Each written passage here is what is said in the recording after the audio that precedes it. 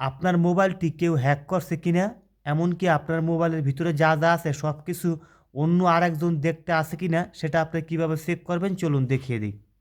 প্রথমে আপনার মোবাইলের থাকা সেটিংয়ে চলে যাবেন। যাওয়ার পরে একটু সুইপ করে নিচে আসবেন, দেখবেন লেখা থাকবে গুগল। এই গুগলে ক্লিক করবেন। ক্লিক করার পরে দেখবেন লেখা থাকবে অল সার্ভিস।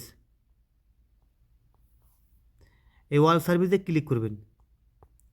তারপরে একটু নিচে আসবেন, দেখবেন লেখা থাকবে পাস কেস অ্যান্ড ডিভাইস। এখানে একবার ক্লিক করবেন। যদি এখানে লেখা থাকে নো কানেক্টেড ডিভাইস তাহলে আপনি সম্পূর্ণ নিরাপদে আছেন।